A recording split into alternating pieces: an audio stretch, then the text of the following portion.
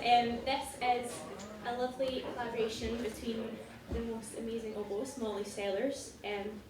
Created some cool oboe sort of EDM thing going on. It's really fun. So please do not sit back and relax. Just enjoy it. I give you full permission to get mad with it. Yeah, so we created this and it features a lot of sounds which are how would you describe? Yeah. ASMR. So that features in it. But yeah, this is the oboe, and it's 4 movements by the way, so we're going to change in between. So.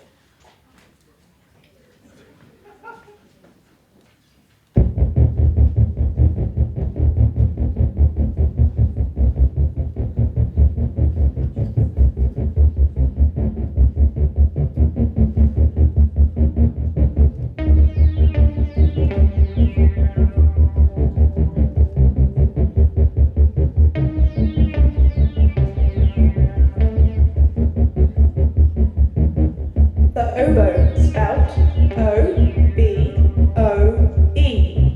is a musical instrument and member of the woodwind family. It's got a rather distinctive sound timbre and quality to it, piercing through the orchestra, hence why we give the A. It goes a little something like this.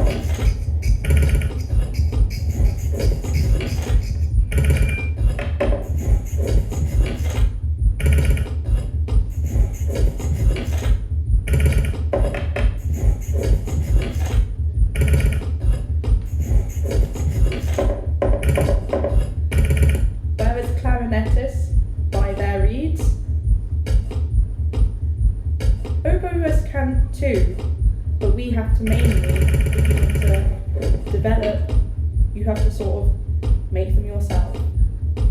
Although people may think that the oboe looks like a clarinet, we differ in our reeds.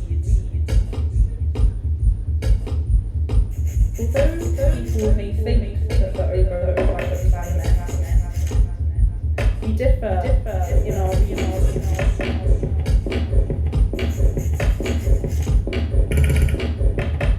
Where is the clarinetist by their reeds? Oboists can too.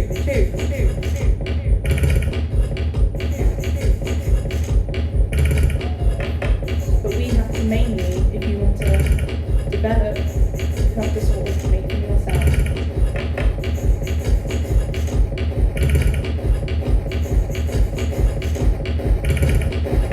The reason we make them ourselves rather than buy them is it's a very personal thing with reed.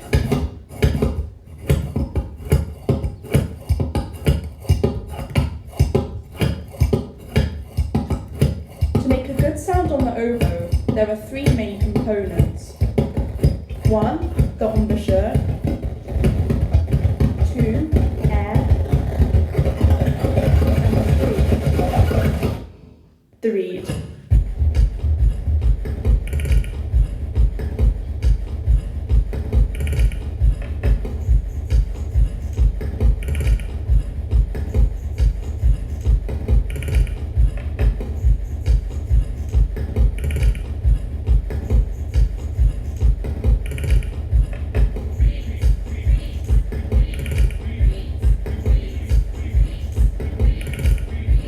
the reed.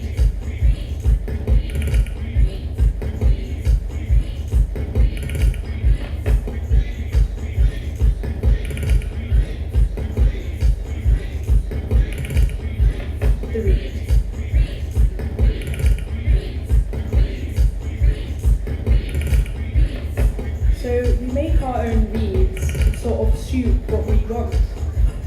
Traditionally, more orchestral sounds with its dark tones would use a sort of a harder reed, less flexible but much more able to project.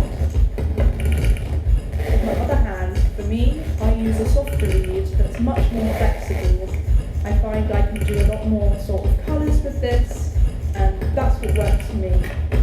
Even internationally, there's very different kinds of reeds. The American school of reed making is so different to the European style, and often when students come from America and come over here, it will take them a good year or so to adapt to this new style.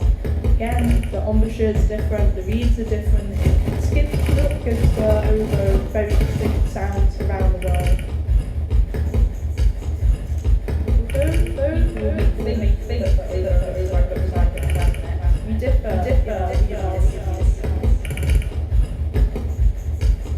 Whereas the clarinetists buy their reeds, oboists can too, but we have to mainly, if you want to develop, you have to sort of make them yourself. The reason we make them ourselves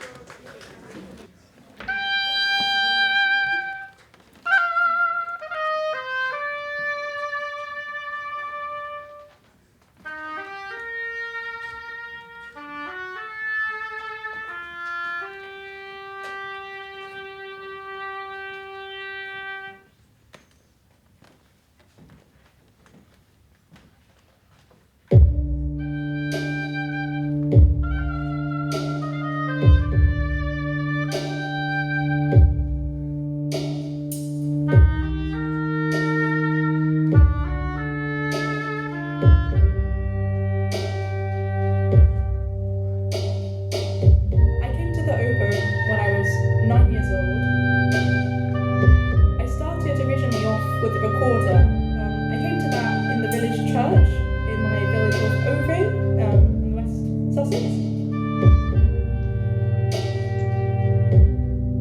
And the organist there, Alan, he used to have a thing that anyone in the village who could play an instrument or was starting an instrument would once a month come and play the hymns together. So when I was about 6, there was a lady down the road from me, Caroline, who very kindly taught me recorder. And once I got to all 3 recorder from the beginning books, it was either the choice between taking recorder as a very serious instrument or finding a different instrument.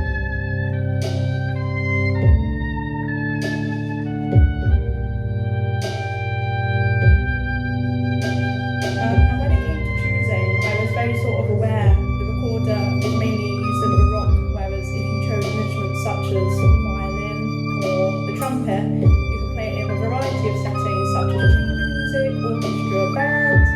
So I think at that stage it just gave you lots more opportunities. I went online on the family computer, back in like 2012 or something, and I went on this website and you could hear all the instruments in the orchestra play Twinkle, Twinkle, Little Star. And I heard the coranglais and thought that is the instrument for me. However, you can't just do the coranglais, you have to do the oboe. And so that is why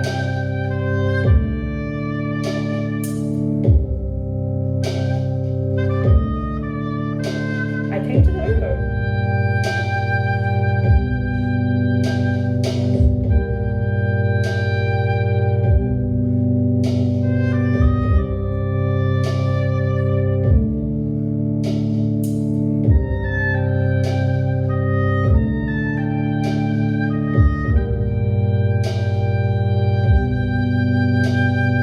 When did you realise that you were going to study the oboe and be a professional oboist?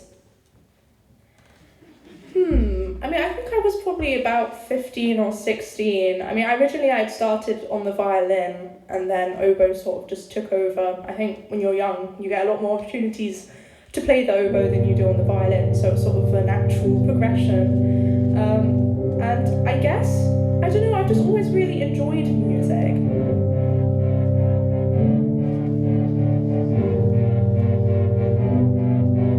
What type of oboe do you have? So I play on a Howth oboe. It's actually mainly just 30 miles from my hometown in the town of Worthing. It's also the town where my grandma lives. And I think in the UK it's sort of one of the more well-known brands, at least for beginner instruments and student instruments. So if you study the music service or to school, you often play on a Howth. So I think it was something I was always familiar with. When I had just begun the oboe when I was very young, I went on a factory tour there and saw all the oboes being made, which was very exciting as an 8 or 9-year-old to see it all around. So I think, I don't know.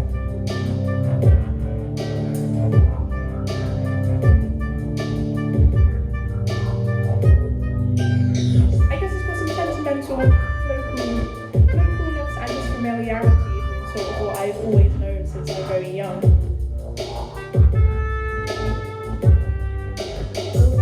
I would say my top joint front fat is synthetic because the wood cracked, and especially in Scotland in the humid climate up here, sort of muggy, they're quite prone to cracking.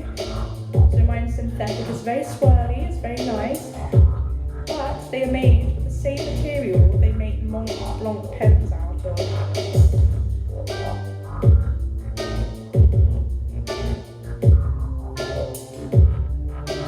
They're like so expensive, so just think how many pens you can make out of my oboe.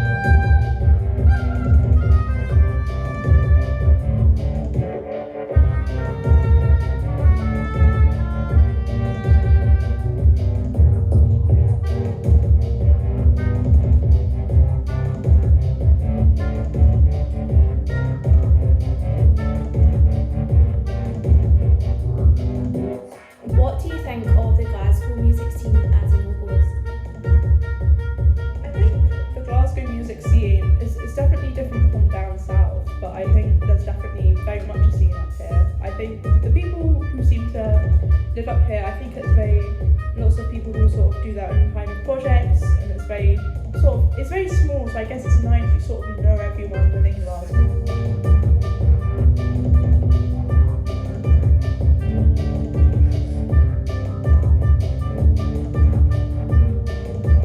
Yeah, it's a very creative city.